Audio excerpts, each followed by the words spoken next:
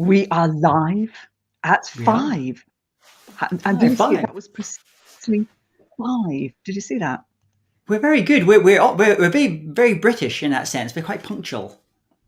Actually, we're usually early because we're so keen. We just love broadcasting, don't we? Yeah. We love talking to interesting people, and it's just fun. I mean, we do it even if we weren't paid. Actually, we're not. And now, We're not. Yes. So what we got happening this week? Do you know, it's all about the consumer. It's all about the consumer, all about the market, all about trends. And we've got 2 brilliant experts who are going to help us to unravel what is going on. And it's lovely we're both together in our space again. I'm one side of the corridor, you're the other side of the corridor. All great fun, right? Fantastic. Good. So should we get straight into it? Because let's go for it. Let's go for it. Okay, we've got a lot to cover. This is sort of packed. Go for it. Absolutely. So our first guest today is Michael Solomon. So Michael wrote the book on understanding consumers. Literally, he wrote the book. Hundreds of thousands of business students have learned about marketing from his books, including Consumer Behaviour, Buying, Having, and Being, the most widely used book on that subject in the world. Now, Michael is often is brought in to provide briefings to global executive teams who want significant increases in their bottom line and who understand that's accomplished by a deeper connection with their customers. Michael's mantra is, we don't buy products because of what they do, we buy them because of what they mean. He advises global clients in leading industries such as apparel and footwear, financial services and e-commerce, retailing, sports, and transportation on marketing strategies to make them more consumer-centric.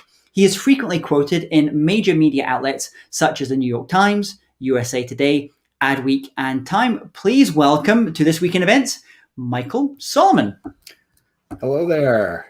Hello, both of you. And I'm not British, but I am on time. Fantastic, Michael. It's a great pleasure to be great to have you with us today as well. So you're an expert in consumer behavior. I'm interested. What assumptions do many organizations have that maybe no longer be true when it comes to thinking about consumer behavior? Well, they have a lot of outdated assumptions that are probably based on the way that we decided to do marketing back in the 40s, 50s, and 60s in the last century. That's how long ago it was. And I think the biggest mistake that they make is underestimating the proactivity of their customers. That is, their customers are no longer just these passive couch potatoes that are waiting to get the word from on high from the corporations. They're much more interested in becoming involved in all kinds of ways in the marketing process. And so, I think to sum it up, it really is a shift. It's just one little word, and we go from marketing to customers to marketing with customers. And if you can just make that little shift, it's an enormously different perspective that frankly, a lot of companies, there are some great ones that are doing it, but many of them have not figured that out yet. So what you're kind of talking about is almost like a co-creation of marketing and co-creation of ideas with the customer.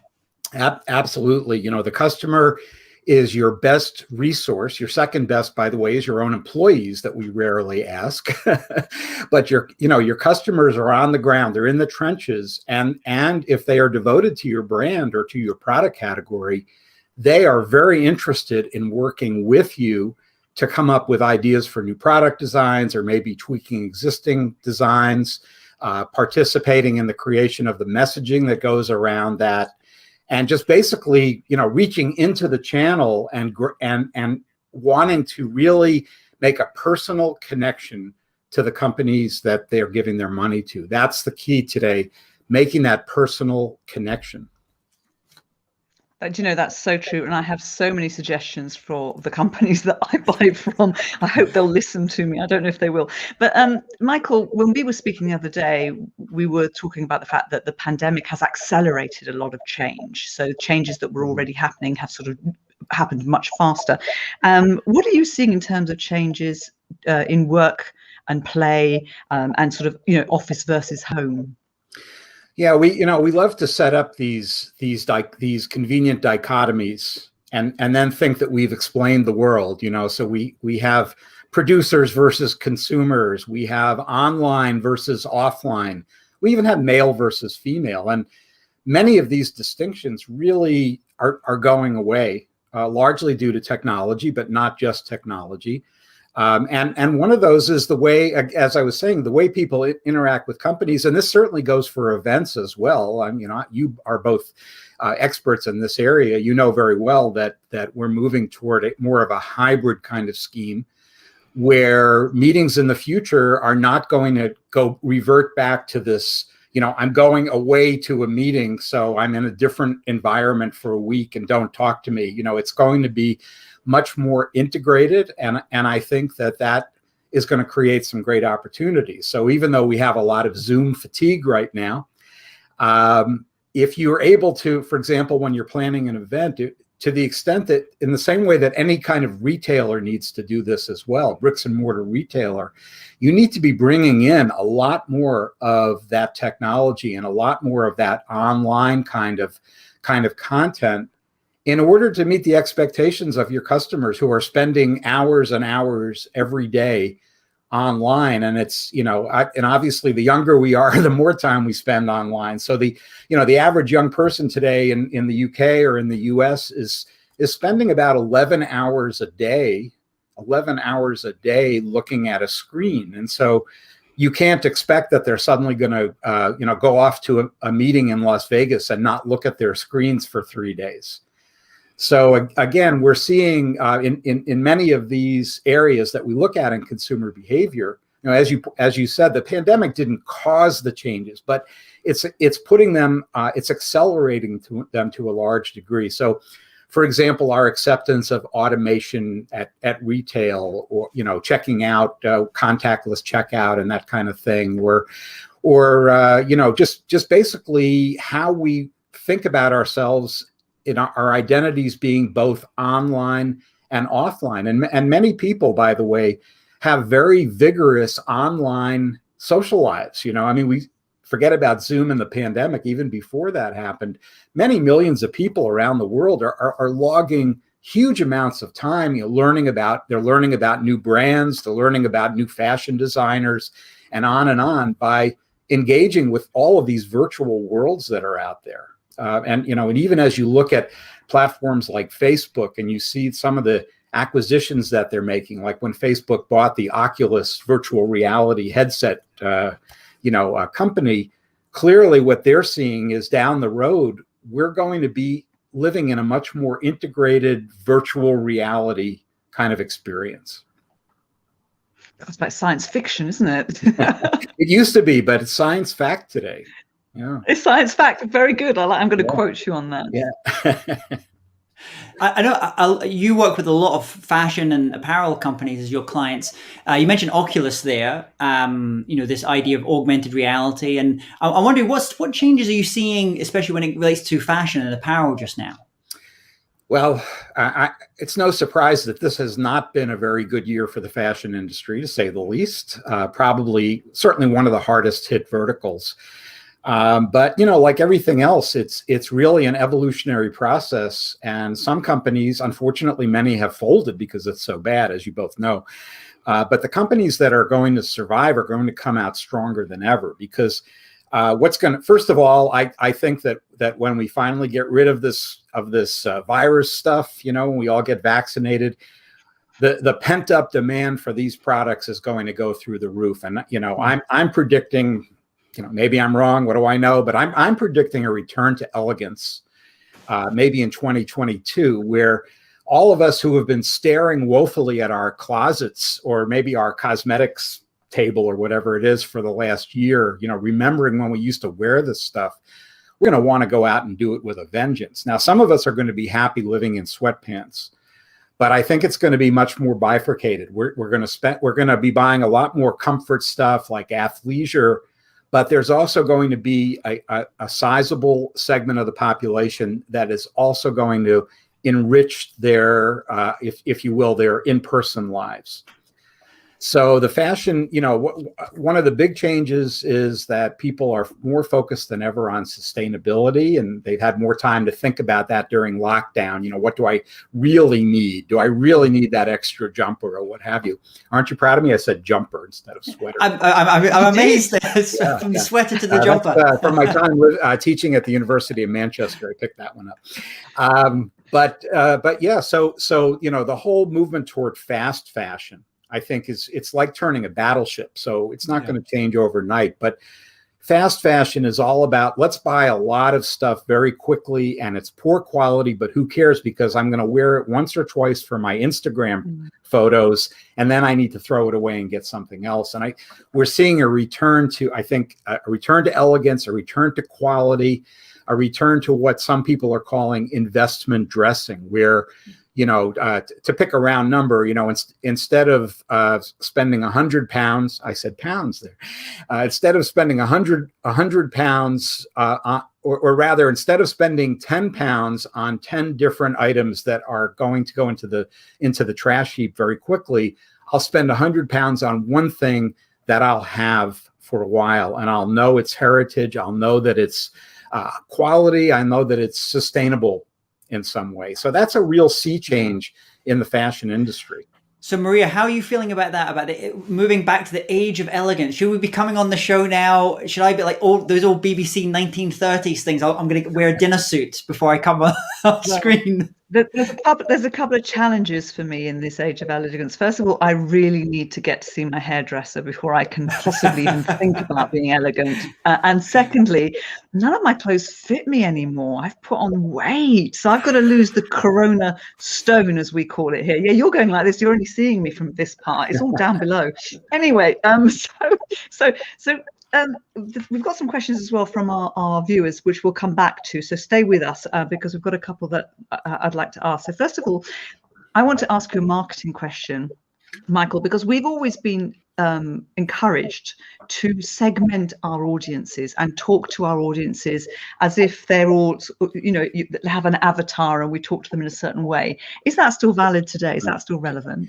Well, I don't think that it is in a lot of cases. And I just published a book called The New Chameleons, which partly talks about really the end of mass market segmentation, because in today's world, and again, with the technology we have, with all of the ethical and privacy issues that are important there, we know where everybody is going, at least online, hopefully not offline, but really it makes a lot more sense to talk about markets of one. And the reason I refer to new chameleons is that today consumers are like chameleons that change their colors very rapidly as they acclimate to different environments. And we do the same thing. We're not the same person, during the day as we are, in different situations, on the job, with our loved ones, at a party, with our parents, whatever the situation is, our identities are different. And so,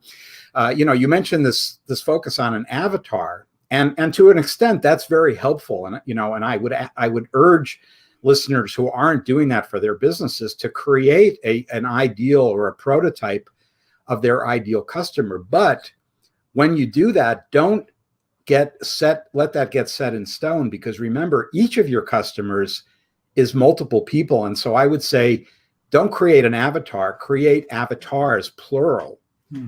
Because in many cases, we find that, the better way to segment today is based on, for example, usage occasion, rather than on, people use brand A versus brand B.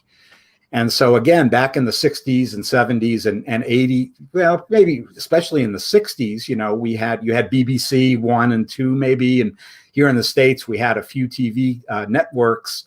And so we had a broadcasting model of marketing, and that made a lot of sense. But today, we have thousands of channels. Most of them have nothing on them particularly, but we have them. And it makes much more sense to talk about a narrow casting kind of environment, where each of us is much more proactively kind of reaching into the channel, identifying brands that help them to express their unique identity. Some of those are well-known brands, and some of those are unknown brands. But each of us is creating what we call a pastiche of these brands. So you and I might have some brands in common, but we have other brands that are quite different because each of us is on kind of a different project, if you will, in terms of defining who we want to be in this crazy, ever-changing society. I do like that. I do like the market of one. I want to be a market of one. I don't want to be treated like anybody else. I want to be treated like an individual. I want to feel the love. The other thing you're very passionate about is the relationship between human and AI. What are your thoughts of the role of AI? Will AI take over from the human experience? Well, it won't take over, but it's going to continue to be very important. This is another one of these false dichotomies that used to make sense. We used to say man or woman versus machine. But today that makes no sense whatsoever because so many millions of us literally have machines inside our bodies or on our bodies. We have robots, we have computers, whether it's a Fitbit or a pacemaker or an artificial hip or what have you. There's so many different devices that we are almost like cyborgs today. In other words, part human, part machine. And so what we're seeing is when those humans that we call customers interact with companies, increasingly they're interacting with AI, and they may or may not know that. And some research has shown that people increasingly are unsure about who is at the other end. Let's say you're at talking to a call center. Is that a bot at the other end, or is it a real person? Now, having said that, we have a long way to go before robots totally replace salespeople and marketers. Although you may know that a lot of marketing jobs are being replaced by automation. For example, buying ads and so on, that can be automated very easily. But really, we have to think about what it is that makes a successful salesperson, human salesperson. And we have to distill that secret sauce and transfer it to AIs before they can be truly successful. And some basic question, when you look at research that's been done in the sales area, what makes us an effective salesperson? There's tons of research on this. And it can be something as basic as, should the salesperson be, let's say, male or female, just as a quick example. And in some situations, men are more persuasive, and others, women are more persuasive. But what strikes me is when I see a lot of the AI functionality that's being created, companies aren't thinking about these things. They're just, they're creating a cute little robot icon or something, but they're not thinking about the characteristics that we look to when we're interacting with a company or with a representative of that company. What are the characteristics that build credibility, that build trust? And the two basic dimensions that we use to determine this are one, competence, and two, warmth, emotional warmth. So one is more cognitive and one is more emotional.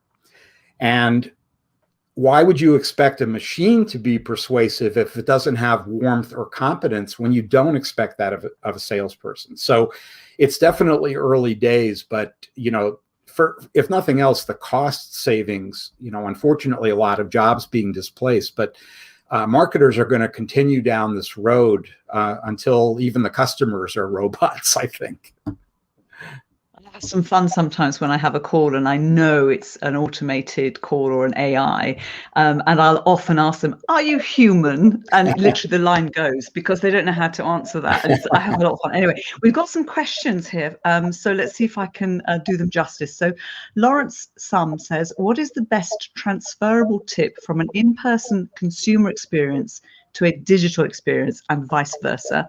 Could it be making consumers feel valued or ensuring brand values are consistent, irrespective of channel, for example?" Well, that's a great question, and I think I would come back to this idea of personalization. So, as those of us who are speakers know, and you both know very well, one of the drawbacks of a virtual conference is that you can't read your audience, and so you can't make adjustments as you're going. You're talking to a screen, and if you're able to read your audience, if you're an accomplished speaker and you pick up some negative vibes, for example, in the audience, you're able to adjust to that. You're able to make a midterm course correction, and in so doing, you're personalizing the presentation because maybe you're going down, a trajectory that you weren't planning to go, but the audience is giving you feedback that tells you should go there.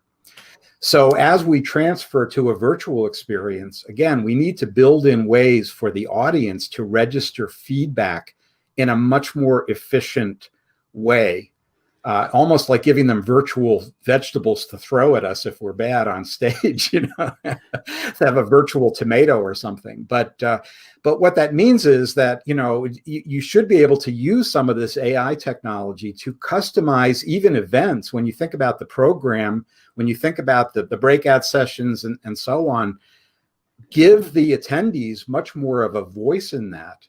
And the event organizers, I think, also will be able to make mid-course corrections.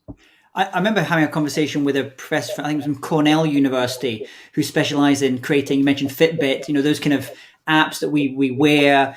And it was interesting because she was working on the medical field. So she was saying that these apps, they can actually recognize through machine learning, if someone's bipolar, for example, when they have their up peaks and their down peaks, and it can automatically inform their medical doctor or their surgeon or their GP. Okay, you might want to make an intervention here with this person. Right. And it was interesting because we were having a conversation about using this technology at live events, where the audience all have their devices on, whether it's their little bands that they have to get them in the tickets to get them in there. Could that be sending the organizers information about heart rate, sweat level, excitement? And as a speaker, when you're on stage, would you want some visual representation of that in the moment? Would you want to be getting a sense of, you can look at people's eyes, but you mentioned if you're doing a virtual one, it would actually be quite useful to even get like a traffic light system. Am I losing people here? Is their attention span going in some way?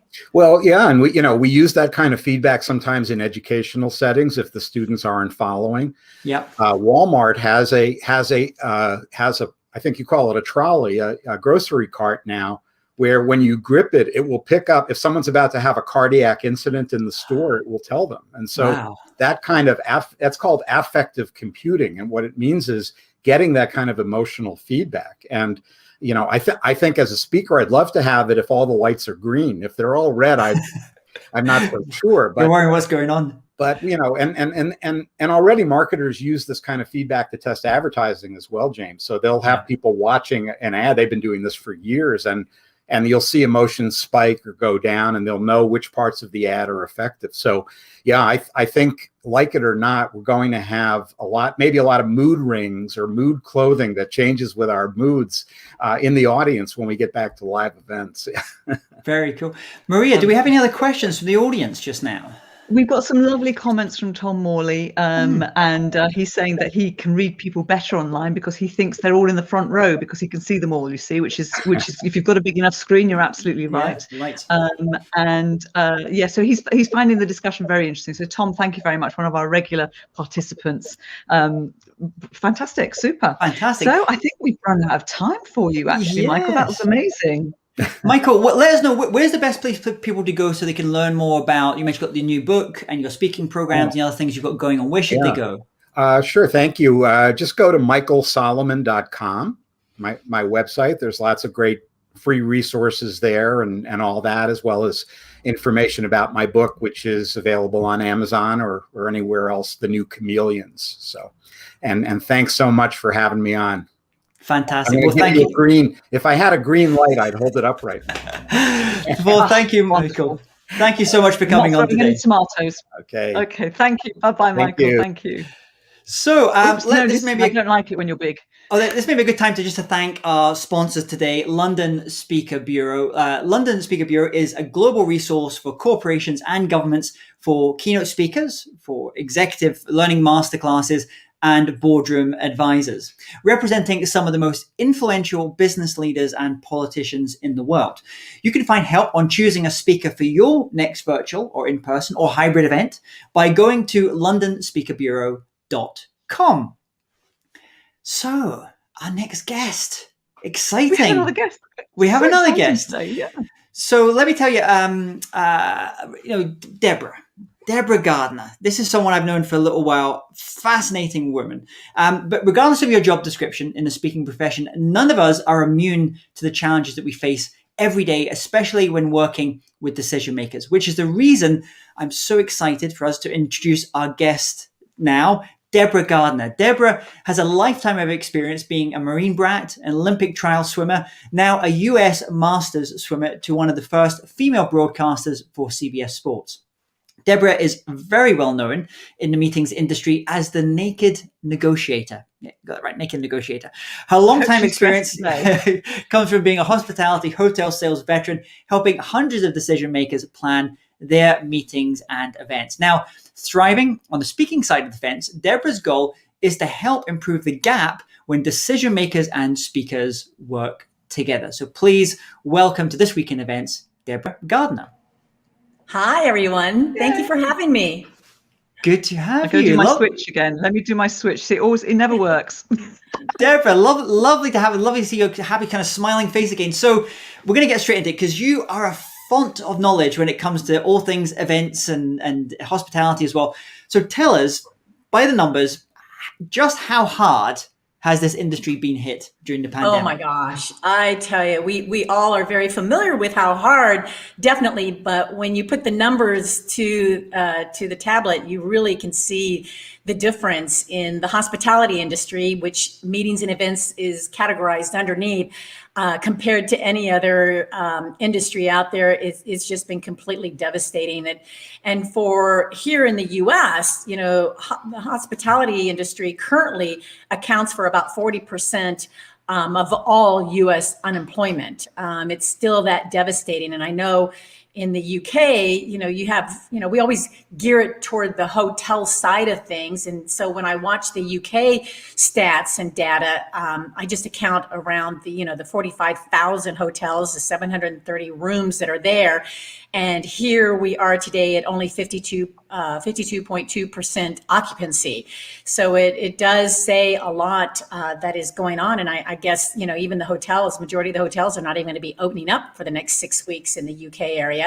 But it's better than where we were a year ago, because in the UK, just a year ago, the occupancy was about 37%, when really the average is 79%. So when you put all the numbers together, the data and statistics, it's astounding to see what has happened here. And yet, on the other flip side of that, the meetings industry and the events industry, even though this is a weird time for everybody, this is pretty normal for us.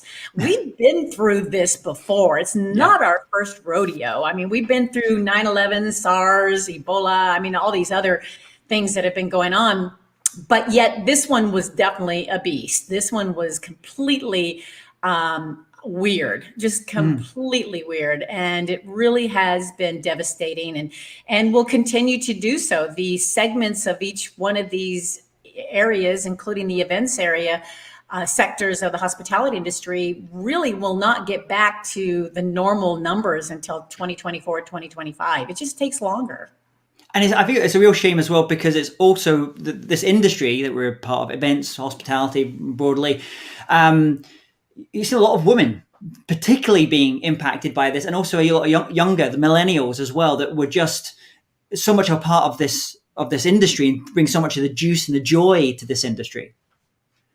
Yeah, it's something that the younger generation is not used to being involved in, but it definitely impacted them a lot, thinking that they're going to come out of college or a meetings and event hospitality school and just go and gangbusters into this wonderful events industry that we all adore.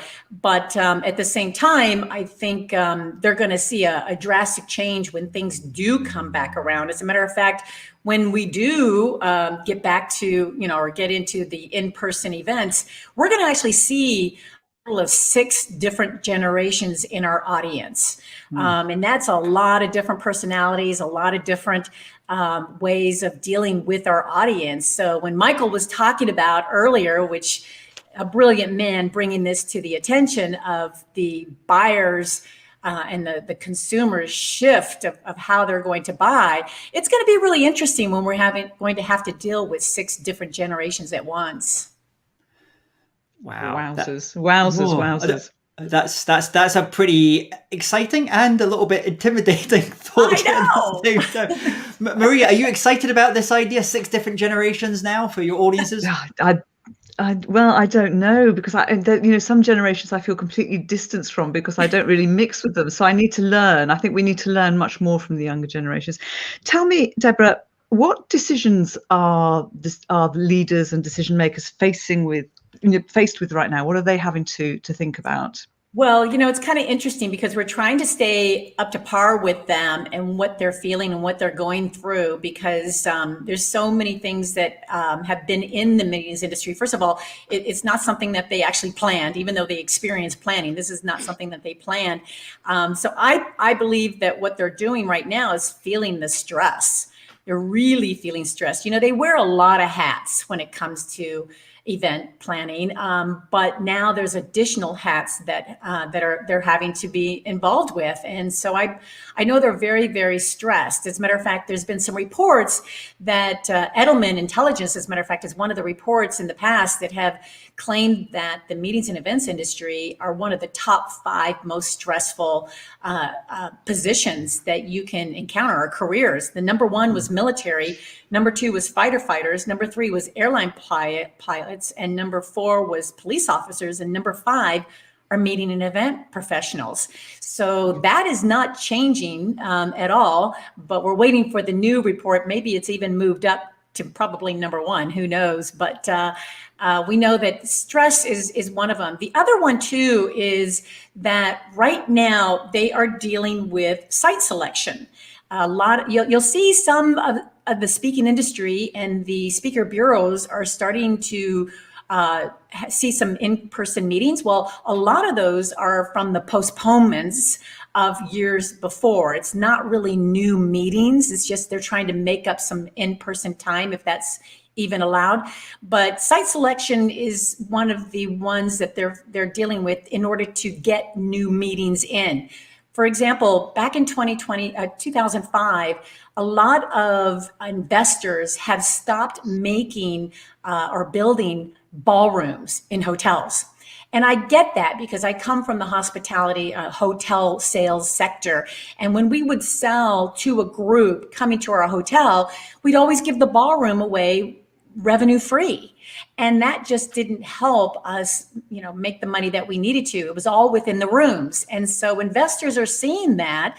And so they're not building ballrooms anymore. So what does that do? That makes a lot of groups want to go to other venues, especially sports arenas, concert halls, and things like that, which actually pushes the larger meetings to other venues as well. So we're actually seeing a compression of meeting space, trying to figure that out. And now on top of it, you've got COVID going on, which means we have to be 6 feet apart, which takes up even more space. So what they're doing right now, and why we're not seeing, why our phone's not ringing off the hook to come and present at one of the groups, is because they're looking for site selection right now. And construction is really, really the hard part about it, that they need to try to work around. So between stress and trying to find that site selection, they're going through a lot right now.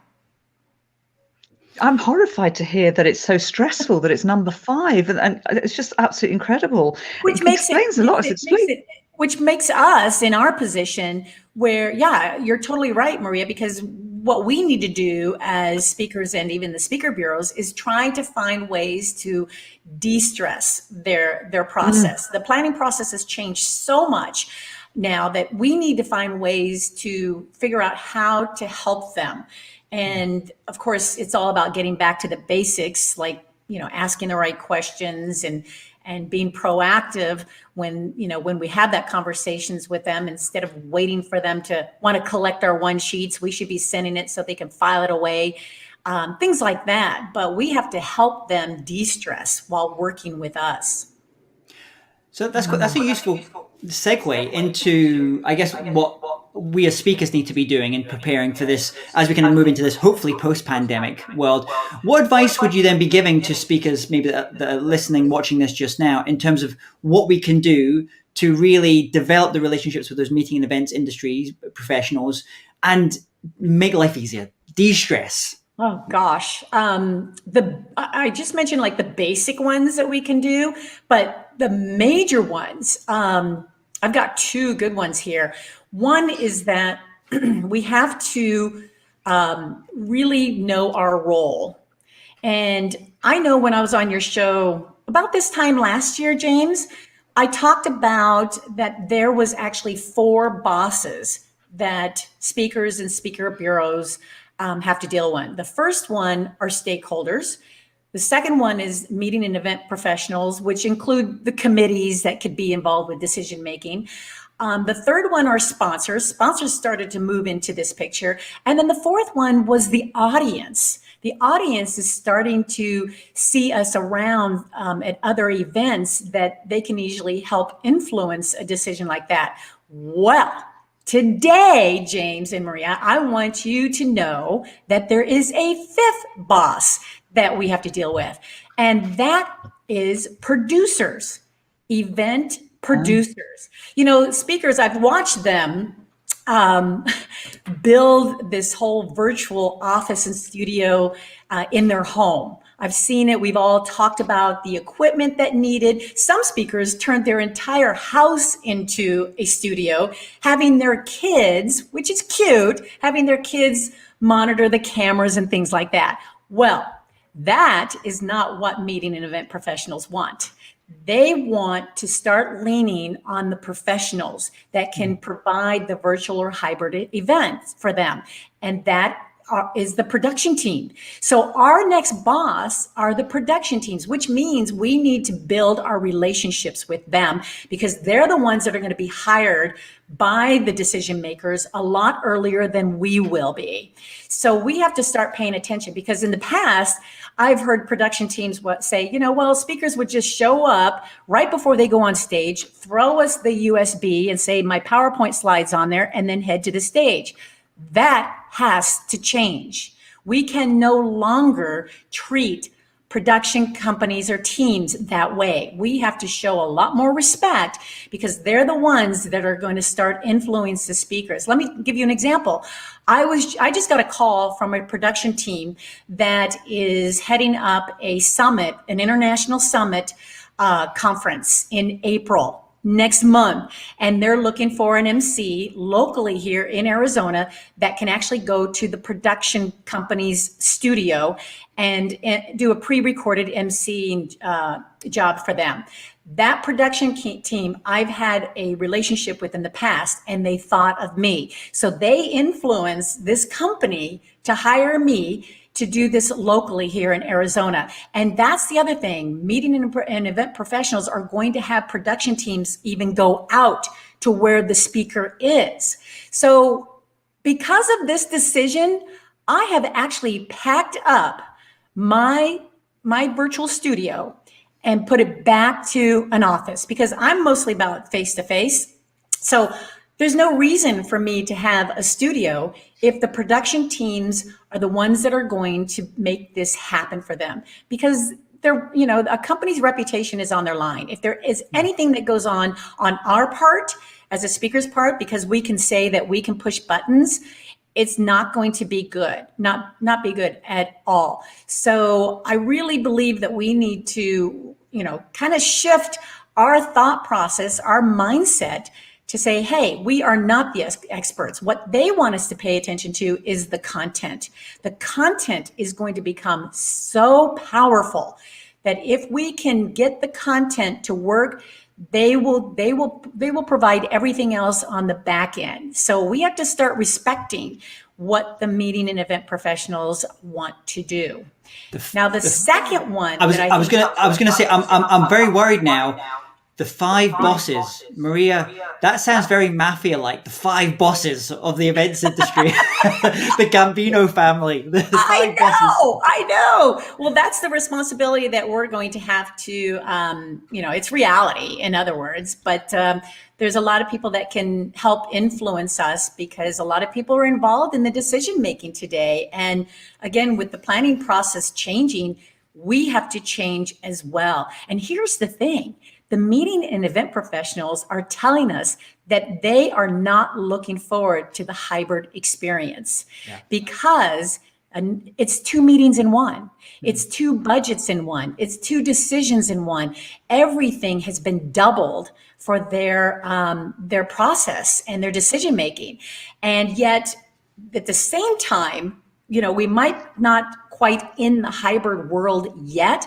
But the funny thing is, brands are starting to make some moves that are going to create experience that almost make you not want to miss in-person events, meaning they are coming up with something beyond hybrids. Just when we start getting involved in hybrids, they're going to come up with the logical next phase, which is going to probably be the TV. Where we turn on our TV at home, we'll probably end up turning on the TV and seeing all the different conferences that we can attend. So things are going to be changing, and it's going to affect the speaking industry. There's no doubt. But the second one I wanted to really excitedly share with you is one thing that they want us to do is to make sure that since we have the microphone, so this is mostly in person that I'm talking about, when we have the microphone, we need to scan the landscape of what it looks like out in our audiences. So what's in the DNA of the meeting and event professionals today is safety and security, bottom line. And since we are the ones that are holding the microphone and looking at this landscape for in-person events, we need to make sure that we can see if anything actually happens while we're speaking. I saw this happen at the Biltmore in Scottsdale. I went there to actually support a speaker friend of mine. And when she was up on stage, I was in the front row cheering her on. All of a sudden, the fire alarm went off and she froze, completely froze. The meeting professional back in the room had to come up to the lectern and share with everyone what to do. So it caught her off guard. It's going to catch all of us off guard. And so I think what we need to do is we need to be more prepared with safety security, because they're going to be involved in it completely. And I think it'll really help us stand out among other speakers if we knew more about safety and security. The National Center for Spectacular Sports Safety and Security out of Mississippi handles a lot of safety and security guards when they go and have their, they're in their positions at big, huge sporting events, the Super Bowl, the national soccer leagues in the UK and everything. They actually had a report that actually applies to the meetings and events industry too. They said if there was a fire or an active shooter that walked into a room, 10% of most people will be very active and they'll help other people get to the exit. 80% will sit there until someone says something. 10% of people won't even move when you tell them to do so. So as speakers, we have to know those statistics, but yet we can help by actually making sure that the planner or the event organizer understands that. Now, what I do to really get the attention of my decision makers is I actually let them know that I wear a piece of jewelry. Here it is. I have a piece of jewelry that actually all I have to do is tap the back of the little charm here, and it actually notifies 5 different entities that I want to let them know that something is happening where I'm at. And usually that's on stage. It can be it has the number of the 911. It has the number of the meeting or event organizer, because majority of the time they're not in the room. It could be my husband. It could be my dog. I mean, you can plug in any of those numbers you want, but I just let them know, hey, if I see something happening from the stage, all I have to do is click the back of my charm on my necklace. And so these are the type of brands that are coming up with so many new gadgets and ways that we can help protect each other. But if you can't do something like this, there's other things like letting the event organizer know that you actually have your CPR, which you can even get online today. But isn't it funny? I mean, it's mad on the safety and security. The thing I was always I think you introduced me to, I think it was Carol I can't remember Carol's second name, who's a real specialist in this area of active shooters and all that world. And I remember talking through her about training, about working with the security. And because my background in live events and music, I always make a beeline for the head of security because I'm just used to kind of doing it. A lot of the time we have a little conversation and they'll often point me in certain doors and things that need to kind of know about. But now it's not just that. We're now thinking about the whole COVID thing and that as another threat. So, wow, it feels like getting on stage and actually speaking is like the easiest part about John. I know, right? Maria, what do you make of this? Well, I think it's interesting because it's not something that's on my radar at all, and I'd want to know a lot more about what the probability of that is and how much we have to be aware of it. I think it's a huge onus to put on a speaker, but I understand what you're saying. It's a horrible thing to think about. Yeah, but I definitely think for an MC, if you're that host or that MC, that would absolutely be a conversation you would be having, and knowing like certain code words and things like that you might want to say just to alert people to certain things without freaking people out. Right. I feel my necklace isn't good enough anymore. But anyway, Deborah, thank you so much. You've shared so much, some amazing, incredible insights. I'm going to re-listen to both Michael and Deborah's responses because there was so much great stuff in there. Absolutely. Really appreciate your time. I tell you, though, one thing that is I like for the speaking industry to remember is that we're not in the speaking industry, we're in the meetings industry. And that's a mindset that needs to shift. Michael was talking about the behaviors shifting, the consumer behavior shifting. Well, we as speakers need to shift our mindset as well. And the best way is to connect with the meetings industry the best you can. Deborah, before you go, I know you have your own show as well, hospitality show. Can you just tell us about where people can go to find out about your show and your speaking and the other things that you've got going on just now? Oh, absolutely. Thank you. If anybody wants to connect with me, it's really easy. Just DeborahGardner.com, or they can email me, Deborah@DeborahGardner.com. But as far as the show, Hospitality Today Live is a weekly show that actually interviews people that are actually working in the industry, like event organizers, to come on and give their perspective, opinion, voices, stories, and lessons. But the big thing that's coming up is, and I think everybody should mark their calendar, is Thursday, April 8th. And that day is considered what is called GMID Day, Global Meetings Industry Day, where the meetings and event organizers actually celebrate our industry. And what better way than to place a call to your client is on that day. So what we're going to do on the show is we're going to have a full all-day live broadcast with the leaders of the industry worldwide, all around the country and all around the world. So I encourage anybody to tune in on that day to get the latest and greatest in the event and the meetings organizers world. Fantastic. Well, Deborah, thank you so much for coming on the show today. Thank you for having me. Wonderful, Bye-bye. wonderful, wonderful. Oh, yes, it's me. I have to remove you. I was just thinking that as Deborah was mentioning, like active shooters, which I do remember doing a gig once. I'm not going to say what the client was or what the country was, but I did get hostage training for it in the case of a hostage, because it was just one of those types of places. So it is, I mean, I'm going to stay virtual. I'm staying virtual, James. But do you know what? I remember getting training on some of this stuff before, and I was always told when it comes to like insurance for different things, the most dangerous part for a speaker traveling to go and do a gig somewhere is the journey from your house to the airport. Statistically, that's the bit that's going to be the most dangerous. So we have to put things in perspective. So let's talk about more fun stuff. Tools. Tool of the week. Tool of the week. What's your tool of the week, Maria? Well, now I hadn't thought this through when I decided to share this tool of the week. So obviously, I mean, we say we're in the same office. We're not. This is green screen. It's not really real.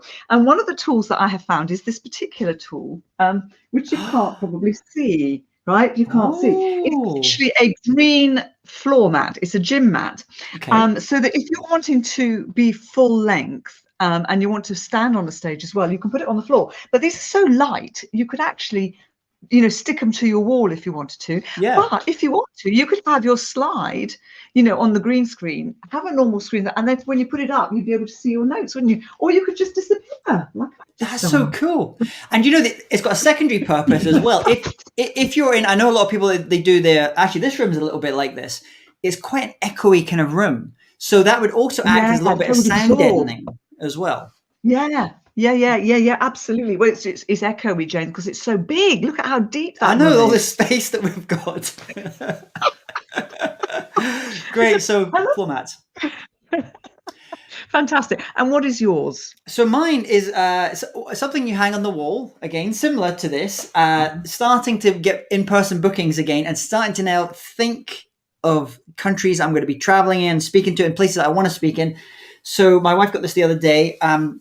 This is a map of the world to put up there. Oh, yes. So we can start to think about all the places that we haven't spoken in, haven't worked in yet, and thinking, okay, 2022, where do you want to speak? Get a map out, start putting some pins in, and then just start going online and finding out what are the conferences, what are the events, because next year there will be a lot of, as Deborah was saying, there's going to be a lot of events going on.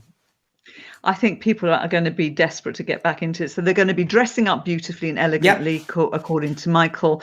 And although I think Deborah's already elegant. And then they're going to be desperate to get out. Well, mind you, so are you. You're very elegant too. I'm going to have to raise my game. Okay. All right. Well, listen, James, thank you so much. We had a longer show today, but it was just packed with great stuff. Thank you, everybody, for joining us. I better find the music and play us out. What do you think? Sounds good. Take care, everyone. Bye-bye.